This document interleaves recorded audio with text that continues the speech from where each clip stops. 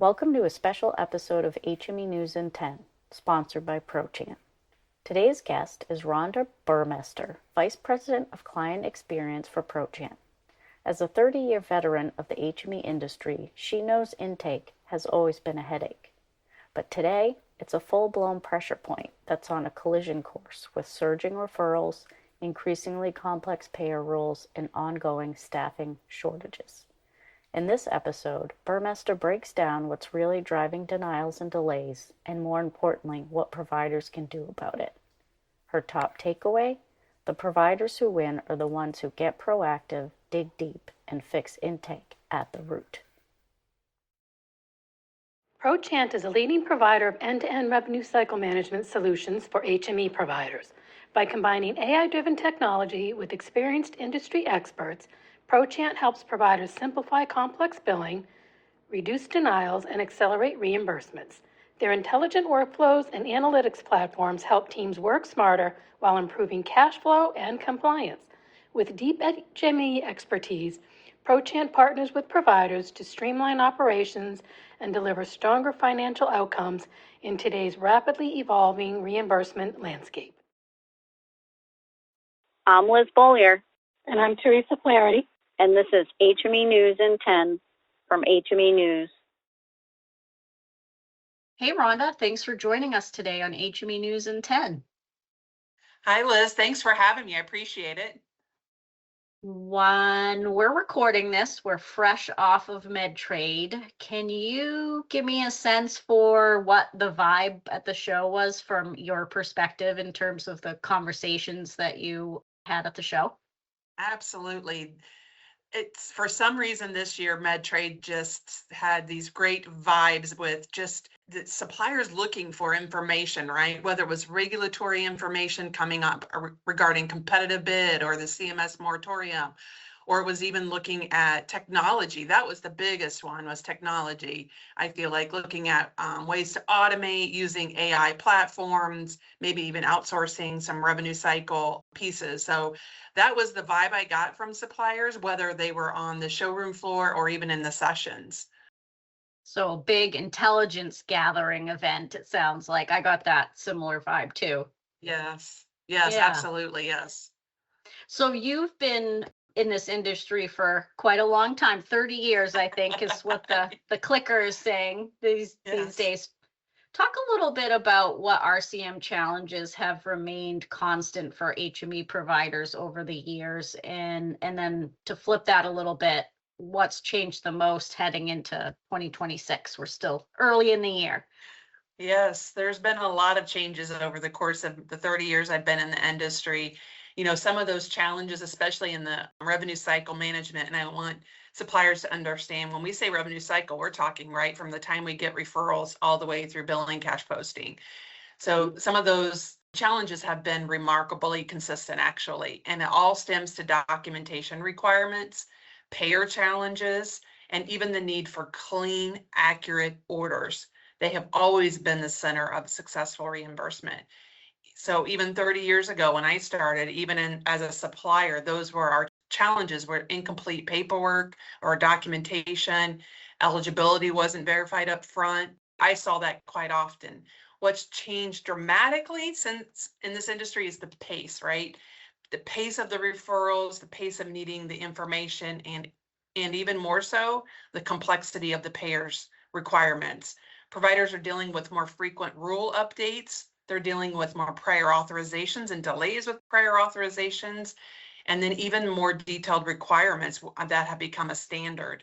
In addition, staffing, right? We can't forget about staffing shortages right now and higher claim volumes, which are expected to be to do more with fewer resources. That's what we're looking at with suppliers.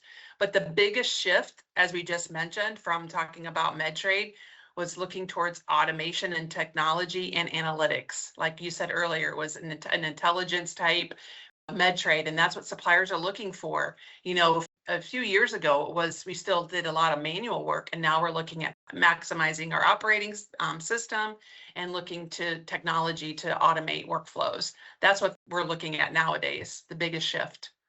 Yeah, so we have this environment of these RCM pain points that have been kind of humming in the background, for decades, to your point, Rhonda. Mhm. And we've seen the pace of the changes in the industry kind of accelerate the pace of things, and also automation kind of shifting how we approach RCM. So with that environment, I guess, what top three RCM pain points are you seeing among HME providers right now?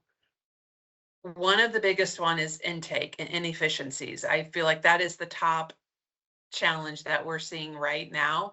It's because we're getting incomplete documentation. There's a lot of pressure on the suppliers. When you think of other healthcare entities, a lot of that the documentation or the prior authorizations fall on the physician to complete. But in the DME space, HME space, it's falling on the supplier. So there's a lot of intake inefficiencies. So we're missing incomplete the documentation's incomplete, signatures are missing. It gets tedious with details, in the orders that are incorrect. The second thing that we're looking at as far as a pain point is denials and delayed payments. I've seen payments go beyond even 30 days with some payers. So those payer requirements are even becoming more complex. They're not always following the traditional Medicare guidelines. Maybe they've got some, more stringent guidelines with these other payers. And then they're seeing an increase in denials that are tied to prior auth. That's huge that I see as a top denials, whether it's missing or maybe it's the re-auth that we never obtained. And then staffing shortages, staffing gaps, even expertise with staffing. In that RCM space, we look for specialization in HME, and many providers are struggling to recruit staff and retain that staff because of the challenges that we have with these payers. So all this creates a ripple effect that slows the collections with suppliers and also increases aging AR. Okay, so we've got intake, we've got denials and delayed payments, and we have staffing. Let's dig a little into intake, which can be seen as kind of a make or break point in clean claims. What intake mistakes or inefficiencies do you see most often, and how can providers fix them? The most common issue is treating intake as a data entry step, and we have to stop doing that. We have to treat it as a validation step. That's what we need to do, is look at it as more of an admission to our services. So common mistakes are they're not verifying insurance eligibility up front. And what I mean by that is we sometimes will take what other healthcare entities have looked at for insurance requirements and maybe just taken that for what it is. And they may not have DME benefits, or the insurance is even wrong. Maybe that other healthcare entity didn't verify. So we have insurance verification is an issue. The documentation, that's always going to be a problem, right? Is getting the coverage criteria outlined in that documentation. So it's missing information, it's incorrect information, it's incomplete information. So the medical necessity isn't there. And then we're not checking payer specific policy requirements, or even flip side, the payer doesn't always know their rules, so they push it back on us. So the solution is really treating the intake as the first quality checkpoint in the revenue cycle piece of it. If we treat intake like admission to our services, then providers will see that things on the back end or the billing side of it should run smoothly. We should implement standardized processes like checklists, making sure we're looking at payer specific documentation or what their coverage is, using tools. There's a lot of great tools that with technology that we can use to help with that medical necessity information. And then also looking at workflows. Where are we looking at doing too much on the intake side of it, with double checking orders or double checking documentation? Sometimes I've seen that be too much. So we just need a stronger intake process that would prevent problems and, be more proactive rather than fixing them later on. Rhonda, you've seen countless examples of providers turning around their revenue cycle performance. What success stories stand out, and what did those providers do differently? Yeah, so the most successful turnaround stories involve providers who actually take a holistic look at revenue cycle instead of addressing problems one claim at a time. And sometimes that is having an outside source, maybe a consultant or having someone that knows that process mapping and looking at that information at a high level. One of the providers we worked with was experiencing high denial rates and aging AR. And after we analyzed their workflow, we discovered that most of their issues originated at intake. That's where most suppliers, as we mentioned earlier, are struggling. So we restructured their intake process and implemented like documentation checklists. We strengthened their payer verification by adding some automation or even some AI tools. And they dramatically reduced their denials. And on top of that, they accelerated their cash flow. So they increased that cash flow, which is what, the leadership wants to see. But what made a difference was their willingness, right? You also have to have the willingness of the staff to adopt these standardized processes, technology, and even invest in training. That's what really is the key when you're really revamping these processes, rather than relying on like ad hoc or, like I said, that one-time fix. So we've talked a lot today about this is a big ball of wax. There's a lot of different moving parts. There's a lot to tackle here. Probably the reason why this has been a challenge for providers for so long, right? So for those providers that kind of feel overwhelmed, we're looking at aging AR, slow collection, staff turnover, denials. What's the first step they should take to regain control?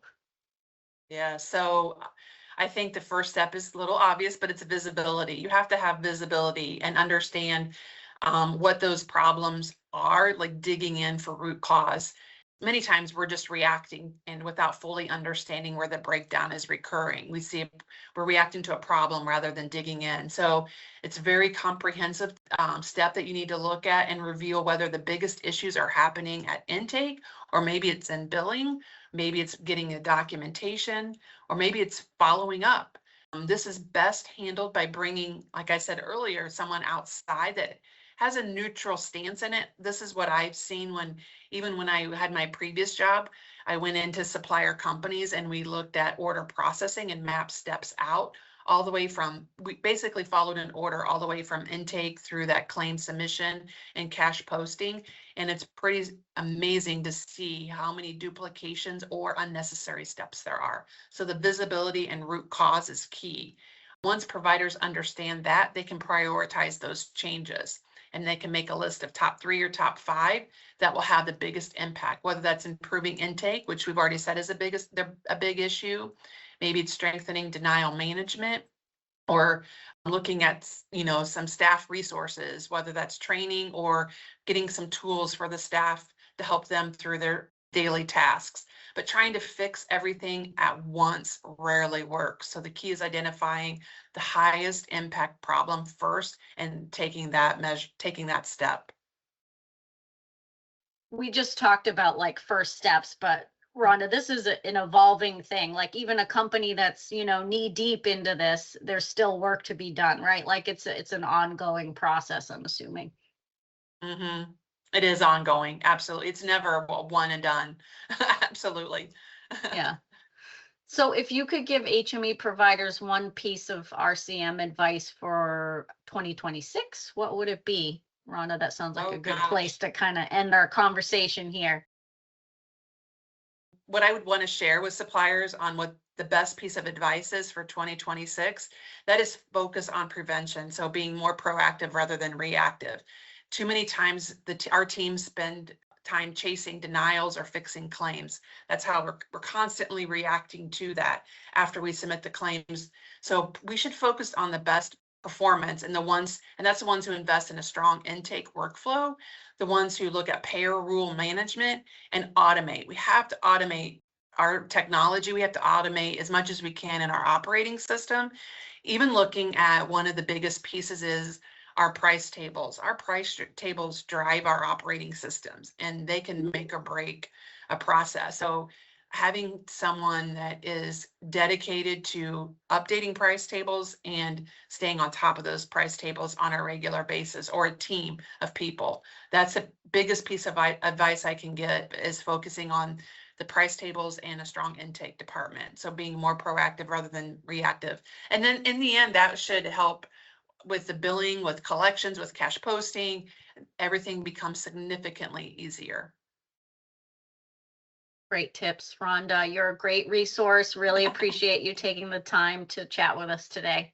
Absolutely. I love having these conversations and helping suppliers out in the industry. So thank you for having me. Yeah, your passion for it shows. So again, thanks. Thank you.